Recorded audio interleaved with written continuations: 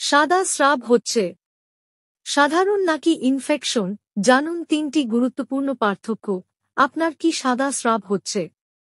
চিন্তা করছেন এটা স্বাভাবিক নাকি কোনো ইনফেকশনের লক্ষণ?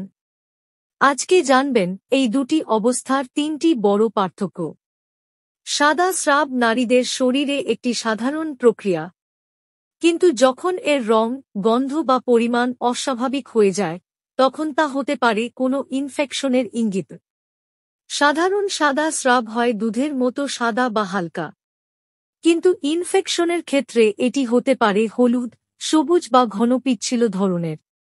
সাধারণ স্রাবে গন্ধ প্রায় থাকে না। অন্যদিকে ইনফেকশনজনিত স্রাবে থাকতে পারে তীব্র দুর্গন্ধ, অনেক সময় মাছের গন্ধের মতো।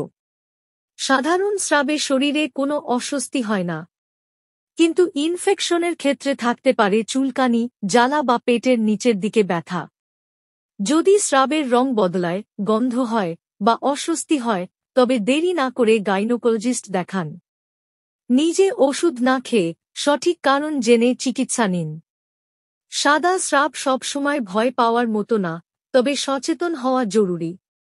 এই ভিডিওটি ভালো লাগলে লাইক দিন, শেয়ার করুন আর সাবস্ক্রাইব করে পাশে থাকুন নারী স্বাস্থ্য সম্পর্কে আরও জানার জন্য।